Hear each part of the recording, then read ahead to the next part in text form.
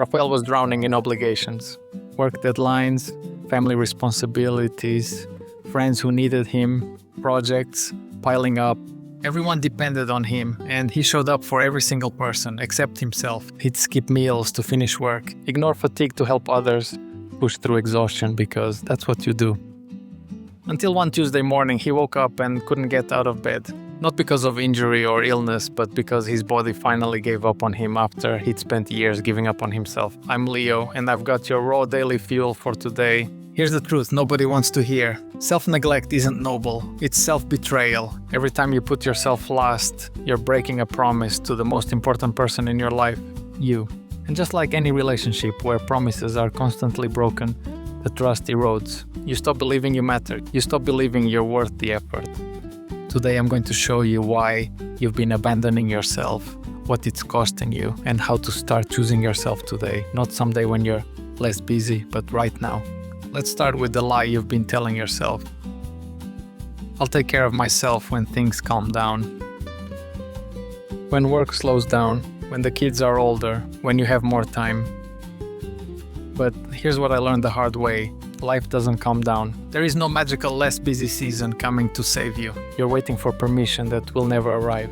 The truth? Busy is often an excuse disguised as a virtue. We wear exhaustion like a badge of honor. We use obligations to avoid something much scarier, the vulnerability of investing in ourselves. Because if you try to take care of yourself and it doesn't work, that feels like failure. But if you never try because you're too busy, you have a built-in excuse.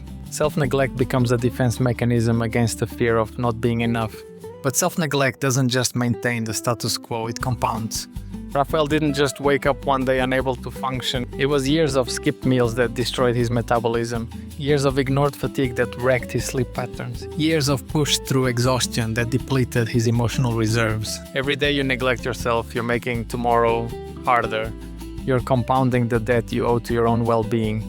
Here's the question that changed everything for Rafael. Would you treat someone you love the way you treat yourself? Would you tell your best friend to skip meals, ignore exhaustion, and abandon their needs to please everyone else? Would you tell your child that everyone else's needs matter more than theirs? The answer is always no. So why is it acceptable when the person you're neglecting is you? The truth is you can't pour from an empty cup. This isn't just a cliche, it's biological reality. When you're depleted, you have nothing left to give. Your patience runs out faster, your creativity disappears, your empathy drains away. The people you're sacrificing yourself for end up getting the worst version of you, not the best. You think you're being selfless, but you're actually giving everyone in your life a depleted, exhausted, resentful version of yourself. Taking care of yourself isn't selfish, it's strategic. When you eat well, you have energy to show up fully. When you rest properly, you have patience for the people you love. When you move your body, you have clarity to solve problems. Self-care isn't about taking from others. It's about filling your cup so you can actually give from a place of abundance instead of depletion. But here's what most people miss. Self-care isn't something you do after you handle everything else. It's the foundation that makes everything else possible. Rafael started with the smallest act of self-prioritization, drinking water when he was thirsty instead of pushing through. That simple choice sent a message to his brain: I matter. My needs are valid. I deserve to take care of myself. Each small act of self-care became evidence that he was worth the effort. And here's the shift that changes everything. Small acts of self-care build self-worth. Every time you choose yourself, you're proving to yourself that you matter. Every time you honor a need instead of ignoring it, you're building trust with yourself. You're teaching yourself that you're worth showing up for. The best time to start taking care of yourself was years ago. The second best time is right now, not Monday, not after this project, not when things calm down. Today, this moment.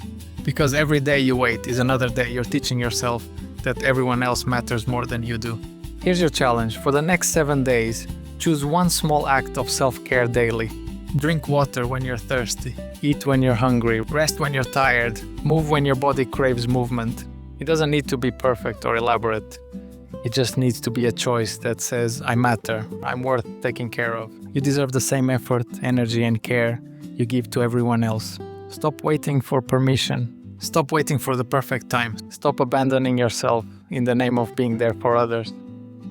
Start showing up for yourself today. That's your raw daily fuel for today. I'm Leo. Choose yourself, starting now.